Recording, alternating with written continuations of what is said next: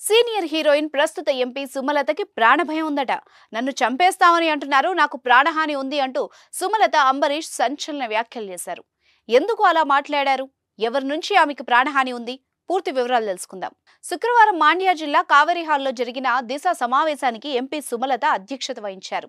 మీరు కొత్తగా business start చేయాలనుకుంటున్నారా? మార్చ్ 16-17 హైటెక్స్ లో ఫ్రాన్సెస్ ఇండియా బిగ్గెస్ట్ ఫ్రో ఎక్స్పో. ఆదిలోనే అక్రమ మైనింగ్ అంశాన్ని ప్రస్తావించిన ఎంపీ సుమలత గనుల శాఖ అధికారులపై తీవ్ర స్థాయిలో మండిపడ్డారు.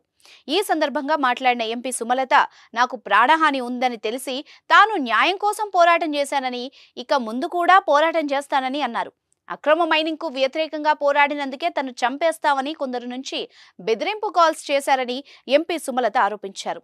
ఎప్పట్లాగే దిశ మీటింగ్ లో అక్రమ మైనింగ్ వార్ కొనసాగింది. ఎంపీ సుమలత ఆఖరి దిశ సమావేశంలో అక్రమ మైనింగ్ అంశానికి ప్రాధాన్యత ఇచ్చి గనుల శాఖ అధికారులపై తీవ్ర స్థాయిలో మండిపడ్డారు. ఇప్పటికీ అక్రమ మైనింగ్ పై ఫిర్యాదులు అందుతున్నాయని, అయినా అధికారులు ఏమాత్రం పట్టించుకోవడం లేదని సుమలత ఆరోపించారు. గనుల యజమానుల నుంచి వసూలు చేయాల్సిన రాయల్టీని ఎందుకు వసూలు చేయరు? ప్రతి మీటింగ్ లోనూ నేను చెబుతూనే ఉన్నానంటూ డ్రోన్ సర్వే చేయాలని చెప్పినా ఎందుకు పట్టించుకోవడం లేదని, అక్రమ మైనింగ్ కు ఇదే కారణమని సుమలత ఆరోపించారు. డ్రోన్ సర్వేను ఎందుకు నిర్లక్ష్యం చేస్తున్నారు? డ్రోన్ సర్వే ఎప్పుడు చేయాలి? రాయల్టీని ఎప్పుడు రికవరీ చేస్తారు? మీరు చిన్న బ్యాలెన్స్ ఉంచుకుంటే దాన్ని ఎలా రికవర్ చేస్తారు అని సుమలత గనుల శాఖ అధికారులను ప్రశ్నించారు.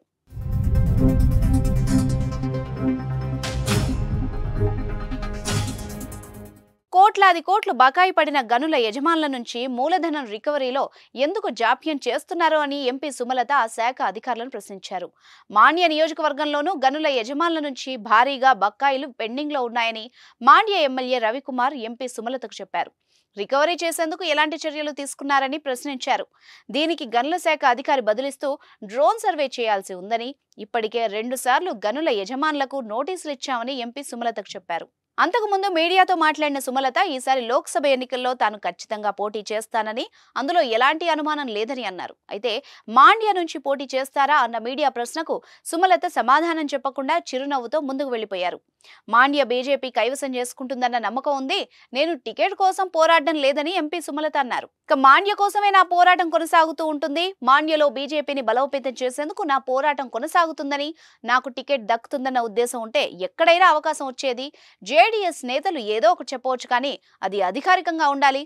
తుది ప్రకటన వచ్చే వరకు మాట్లాడడం మంచిది కాదు అని మాండ్య ఎంపీ సుమలత అంబరీష్ అన్నారు. బీజేపీతో పొత్తులో భాగంగా మాండ్య ఎంపీ సీటు తమకే కావాలని జేడీఎస్ బీజేపీ హైకమాండ్ ముందు డిమాండ్ చేస్తోంది.